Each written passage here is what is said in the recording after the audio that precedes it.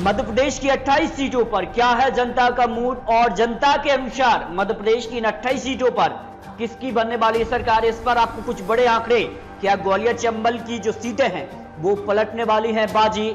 मध्य प्रदेश की 28 सीटों पर बहुमत का आंकड़ा 115 रह गया है, तो कौन छूने वाला 115 का आंकड़ा, इस पर आपको कुछ बड़े और सटीक आंकड़े और यहां पर आपको बताएंगे।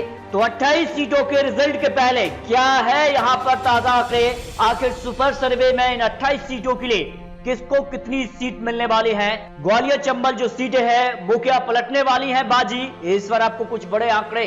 क्योंकि ग्वालियर चंबल की 34 सीटें यहां से निकल कर आती हैं, फिलहाल केवल 16 सीटों पर ही यहां पर वोटिंग हुई है, लेकिन ग्वालियर चंबल क्यों इतना महत्वपूर्ण क्षेत्र माना जा रहा है, यहाँ ज्योतिरादित्य सिंधिया का भी एक अपना वोटिंग है और यहाँ पर अगर बात हो तो कांग्रेस के लिए भी काफी महत्वपूर्ण इन 16 सीटों को माना जा रहा है। और यहाँ पर अगर आंकड़ों की बात करें तो 2018 विधानसभा चुनाव के वक्त जो यहाँ पर आंकड़े बने थे वो यहाँ पर थे कि यहाँ पर 36% वोटिंग जो है वो बीजेपी को यहाँ पर मिली थी।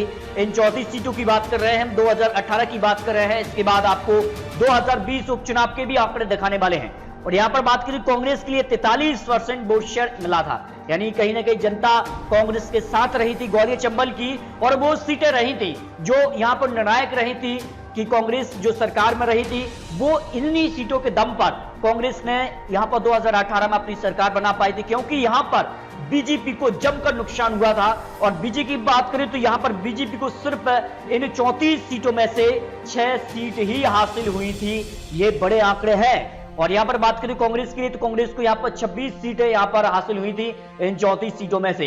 अनुमान लगाया जा रहा है कि बीजेपी को यहां पर भी नुकसान होने की संभावना दिखाई दे रही है, जो ग्वालियर चंबल के लिए आंकड़े निकलकर सामने आ रहे हैं, क्योंकि बीजेपी ने जिस प्रकार से यहां पर रणनीति तैयार की थी और जिस प्रकार से यहां पर लोगों का मन रहा था, यहां पर लोगों ने माना है कि 87% लोग कहते हैं, जो कमेंट बॉक्स में राय मिलती है और जमीनी स्तर पर जो बड़े एक्सपर्ट के आंकड़े हैं उसके आधार पर कि कमलनाथ 87% लोगों की पसंद बन गए हैं, जबकि 10% शिवराज सिंह चौहान मध्य प्रदेश के सीएम हैं। लेकिन यह भी माना जाता है कि जब सत्ता पक्ष जो उपचुनाव होते हैं, सत्ता पक्ष को इसका फायदा भी होता है, ये बात भी आपको ध्यान रखना है। और मध्य प्रदेश का इतिहास रहा है कि जब भी उपचुनाव हुए हैं तो उपचुनाव में बीजेपी को ज्यादा सीटें हासिल हुई हैं। ये मध्य प्रदेश उपचुनाव के लिए आपको कुछ महत्वपूर्ण जानकारी भी दे रहे हैं, लेकिन इस बार का चुनाव बेहद ही मुश्किल और कांटे की टक्कर भरा रहा है। तो इस कांटे भरे टक्कर मुकाबले में आखिर किसको कितनी सीटें मिली हैं, ग्वालियर चंबल के लिए ज्योतिरादित्य सिंधिया का जादू 2018 की तरह अब उपचुनाव में भी चला है, क्योंकि अब पाला बदल हो चुका है, अब वो बीजेपी में आ चुके हैं। तो क्या ग्वालियर चंबल की जो जनता है वो उनके साथ जाने वाली है या फिर कांग्रेस के साथ ही रहेगी, इस पर आपको कुछ बड़े आंकड़े और महत्वपूर्ण जानकारी भी देने वाले हैं। आखिर इन 28 सीटों पर क्या कुछ गणित रहा है। देखिए, गणित की बात करें तो मायावती जी ने 28 सीटों पर अपने उम्मीदवार उतारने से सीधे तौर पर बीजेपी कांग्रेस को चुनौती दे दी थी, और कई सीटें ऐसी मानी जाती हैं ग्वालियर चंबल की जो मायावती जी के लिए काफी महत्वपूर्ण है, और कई सीटों पर उनकी जीत होती रही है। 2018 की बात भी करें, इससे पहले भी जो चुनाव हुए हैं विधानसभा के उनमें भी, और इससे पहले और भी जो चुनाव हुए हैं, यानी कहीं ना कहीं उपचुनाव को लेकर जिस प्रकार से रणनीति मायावती जी ने तैयार की थी उससे सीधे तौर पर कांग्रेस बीजेपी को नुकसान भी हुआ है। तो कितनी सीटों का नुकसान हो सकता है, ज्यादा नुकसान किसे होने की संभावना है, तो मध्य प्रदेश की 28 सीटों में से सबसे महत्वपूर्ण क्षेत्र माना जा रहा है ग्वालियर चंबल क्षेत्र, और ग्वालियर चंबल की 16 सीटें काफी महत्वपूर्ण मानी जा रही हैं, न सिर्फ बीजेपी के दृष्टिकोण से, और यहां पर सबसे महत्वपूर्ण है ज्योतिरादित्य सिंधिया के लिए, क्योंकि बीजेपी को ज्यादा सीटें नहीं चाहिए। अगर मालवा निवाड़ जो क्षेत्र है उसमें बीजेपी 8 सीट जो कवर कर लेती है तो फिर उनकी जीत पक्की मानी जाती है, सरकार उनकी बदलने वाली नहीं है। लेकिन ग्वालियर चंबल की 16 सीटें हैं, सीधे तौर पर ज्योतिरादित्य सिंधिया को अपना वर्चस्व बचाने के लिए इन सीटों को जीतना जरूरी हो जाता है। और खबरें इस तरह की चल रही है कि बीजेपी ने जो है कई ऐसे जो पार्टी गतिविधियों के चलते कई कार्यकर्ताओं पर नोटिस भी जारी किया है, जिन पर आरोप है कि उन्होंने पार्टी के विरुद्ध इस प्रकार के कार्य किए हैं, उनको सपोर्ट नहीं किया है। इसमें अगर बात करें तो ग्वालियर चंबल सबसे महत्वपूर्ण क्षेत्र माना जा रहा है। और यहां पर अगर बात करें तो मुरैना, मेहगांव, ग्वालियर पूर्व, ग्वालियर, डाबरा विधानसभा सीटों पर उपचुनाव संपन्न हुए हैं। इसके अलावा बमोरी, अशोकनगर, अम्बा, पौड़ी, भांडे, समावली, करैरा, मुगावली, गोहा, दिमनी, जौरा विधानसभा सीट केवल बुध सीट है जो कांग्रेस एमएलए के कारण निधन के कारण खाली हुई है। बाकी अगर सीटें आप देखें तो ऐसे रहे हैं जो कि कांग्रेस एमएलए ने रिजाइन दिया है, इसके कारण खाली हुए हैं। यानी यहां पर काफी महत्वपूर्ण क्षेत्र माना जा रहा है और यहां पर क्या कुछ होने वाला है। और कई सीटें ऐसी नहीं है जहां पर जो जनता का मन रहा है कि जब भी कोई दल बदल कर दूसरी पार्टी में गया है और दोबारा से चुनावी मैदान में उतरा है तो उसको हार का सामना करना पड़ा है। ये कई सीटों पर हमने इतिहास भी देखा है। मालवा निवाड़ क्षेत्र की बात करें, सुभाषरा मांधाता, सांबेर, आगड़ विधानसभा सीट केवल ऐसी सीट है इन 28 सीटों में से जो बीजेपी की खाली हुई है। इन 28 सीटों में से हम बात करें वादनाबार, हाटपिपल या नेपानगर। अन्य क्षेत्र से अगर बात करें तो सांची, मल्हारा, अनूपपुर, ब्यावरा और ब्यावरा विधानसभा सीट भी कांग्रेस एमएलए के निधन के कारण खाली हुई। 3 सीट एमएलए निधन के कारण और 25 सीट ऐसी हैं जो कांग्रेस रिजाइन के कारण खाली हुई। आपको जानकारी दे दें कि एक और यहां पर जो एमएलए हैं उन्होंने भी रिजाइन दिया है। ऐसे में मध्य प्रदेश विधानसभा की संख्या 229 रह जाती है। ऐसे में अब जो आंकड़ा रहता है बहुमत का 115 हो जाता है। ऐसे में बीजेपी को 8 और कांग्रेस को 28 सीट चाहिए, यानी बीजेपी को फायदा होता जा रहा है। खबर इस प्रकार की है और कांग्रेस भी दावा कर रही है कि मध्य प्रदेश में एक और उपचुनाव देखने को मिलने वाला है। तो क्या मध्य प्रदेश में इस प्रकार का ही माहौल बनता रहेगा? इस पर कुछ बड़े आंकड़े भी आपको देने वाले हैं। और यहां पर अगर बात की तो किस प्रकार के आंकड़े इन 28 सीटों के लिए निकल कर आ रहे हैं, इनमें हम सबसे पहले बात करते हैं ग्वालियर चंबल की 16 सीटों पर जिस प्रकार के आंकड़े बनते नजर आ रहे हैं। ग्वालियर चंबल ज्योतिरादित्य सिंधिया का अपना एक वर्चस्व है और उसे बचाने के लिए उनकी पूरी प्रयास उन्होंने किया है कि 16 सीटें उनके पाले में चली जाएं। दावा भी कर रही है बीजेपी कि 16 सीटें ग्वालियर चंबल की उनके पाले में जा रही हैं, जिस प्रकार का रिस्पॉन्स उन्हें मिला है। लेकिन ये तो आने वाला वक्त बताएगा कि किसको कितनी सीट मिली है। लेकिन यहां पर कांग्रेस भी दावा कर रही है कि उन्हें जन समर्थन 2018 की तरह यहां पर मिला है। लेकिन जिस प्रकार के आंकड़े जो यहां पर तैयार किए गए हैं उनकी बात कर लेते हैं। 16 सीटों पर बीजेपी को 0 से 5 सीट प्लस या माइनस सीट होने की संभावना इन 28 सीटों में से दिखाई रही है। और जिस प्रकार के बड़े एक्सपर्ट जो हैं उन्होंने अपने आंकड़े यहां पर जारी किए हैं कि यहां पर बीजेपी को नुकसान होने की संभावना है।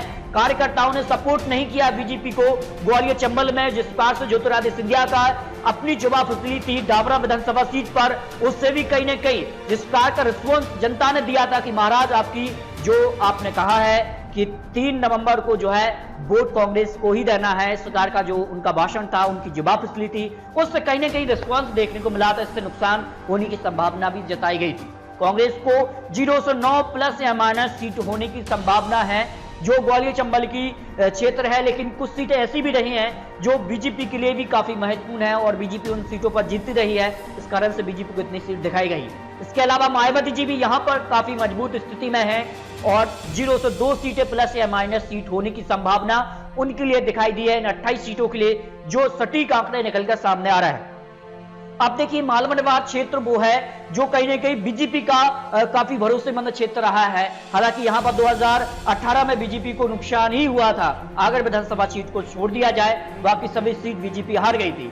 लेकिन जिस प्रकार से बड़े नेता उनके पाले में आए हैं, ये माना जा रहा है कि बीजेपी को कुछ सीटों पर फायदा होने की संभावनाएं भी दिखाई गई हैं। उपचुनाव में बीजेपी का पलड़ा भी भारी रहा है इतिहास की दृष्टि से देखें तो। यहां पर अब क्या होने वाला 2000 उपचुनाव काफी महत्वपूर्ण है और ये कहीं ना कहीं सरकार बदलने और यहां पर बरकरार रहने के लिए महत्वपूर्ण माना जा रहा है। यहां पर अगर बात करें तो बीजेपी को 7 सीटों में से 0 से 3 प्लस या माइनस सीट होने की संभावना यहां पर दिखाई गई है, जो अनुमान यहां पर लगाया जा रहा है। इसके अलावा यहां पर बात करें 0 से 4 प्लस या माइनस सीट यहां पर कांग्रेस के लिए होने की संभावना यहां पर दिखाई गई है, जो यहां पर एक्सपर्ट ने अपने आंकड़े रखे हैं। अब देखिए यहां पर मायावती जी के लिए यहां पर 0 ही सीट रहेगी, क्योंकि यहां पर उनका वोटर्स नहीं पाए जाते हैं, उनके लिए ज्यादा वोट परसेंटेज भी दिख रही नहीं है विधानसभा में, इस कारण से उनको कुछ दिखता नहीं है। अन्य क्षेत्र की बात करें तो सांची, मल्हारा, अनूपपुर, ब्यावरा, सुर्गी विधानसभा सीट और सांची दोनों ही सीटें काफी महत्वपूर्ण मानी जा रही है। और सुर्गी के लिए आपको बता दें कि सुर्गी विधानसभा सीट के लिए गोविंद सिंह राजपूत के लिए जीत के लिए अभी से ही पोस्टर लग गए हैं। ये बड़ी खबर यहां पर निकलकर सामने आई है यहां पर सुर्गी विधानसभा सीट के लिए। हालांकि कांग्रेस का भी पलड़ा भारी रहा है और कांग्रेस के लिए जो यहां पर पारुल साहू चुनावी मैदान में थी और जन समर्थन उनके लिए देखने को मिला था, जिससे काफी कुछ यहां पर देखने को मिल रहा है। यहां पर कांटे का मुकाबला है, लेकिन यहां पर सुर्गी में गोविंद सिंह राजपूत की जीत के पोस्टर लग चुके हैं पहले से ही, रिजल्ट के पहले। ये बड़ी खबर है। और यहां पर बात करें सांची में भी काफी मजबूत यहां पर बीजेपी पाई जा रही है, जो आंकड़े निकल कर आए हैं। और यहां पर ब्यावरा की बात की तो ब्यावरा में कांग्रेस से एक तरफा जीतती नजर आ रही है। यहां पर अगर बात करें तो इन क्षेत्रों में बीजेपी को 0 से 2 सीट प्लस या माइनस सीट होने की संभावना यहां पर दिखाई गई है, जबकि कांग्रेस के लिए 0 से 3 प्लस या माइनस सीट यहां पर होने की संभावना इन 5 सीटों में से लगाई गई है। ये बड़े एक्सपर्ट के आंकड़े निकल कर आ रहे हैं। तो दोस्तों, मध्य प्रदेश की इन 28 सीटों पर अगर बात करें तो बीजेपी को 10 प्लस माइनस सीट होने की संभावना है। यानी मध्य प्रदेश में जो एग्जिट पोल सामने आया था उसमें बीजेपी को 16 से 18 सीट और किसी ने 15 सीट दिखाई हैं, लेकिन जमीनी स्तर पर जो कई बड़े एक्सपर्ट के आंकड़े हैं कि बीजेपी को 10 प्लस माइनस यानी इसी जो आंकड़ा है इसके आसपास बीजेपी रह सकती है। हालांकि आंकड़ों में बदलाव भी हो सकता है, ये तो रिजल्ट के बाद ही पता चलेगा, लेकिन जो यहां पर आंकड़े इस तरह के बन सकते हैं जो आंकड़े निकले हैं। कांग्रेस की बात की तो 16 प्लस या माइनस यहां पर हो सकता है, क्योंकि ग्वालियर चंबल में उनको फायदा हो रहा है, बाकी अन्य क्षेत्र में भी फायदा है, लेकिन ज्यादा फायदा उन्हें ग्वालियर चंबल में हो रहा है। इस कारण से 16 प्लस या माइनस सीट होने की संभावना यहां पर है। यानी कि कांग्रेस को यहां पर वो आंकड़ा जो जादुई आंकड़ा 28 का है उसके तरफ जाती नजर आ रही है, लेकिन यहां पर माना यह भी जा रहा है कि कांग्रेस के पास बीजेपी के नाराज विधायक उनके पाले में आ सकते हैं। इसलिए दावा अभी से कांग्रेस ने किया है कि मध्य प्रदेश में एक और उपचुनाव देखने को मिलेगा। ये मध्य प्रदेश के लिए काफी कुछ यहां पर तय करेगा। यानी आने वाले समय में एक सीट तो खाली हो चुकी है और इस पर तो उपचुनाव होगा। क्या उसके साथ कुछ और भी यहां पर विधायक रिजाइन के कारण जो उपचुनाव होने की संभावना बनेगी, ये तो आने वाला वक्त बताएगा। अन्य के पाले में 0 से 2 प्लस माइनस हो सकता है एक भी सीट ना जाए और दोनों सीट कांग्रेस को चली जाए या बीजेपी को चले जाए, तो वो आंकड़ा बन सकता है। मध्य प्रदेश की 28 सीटों के लिए आपको कुछ महत्वपूर्ण जानकारी आपको दी है।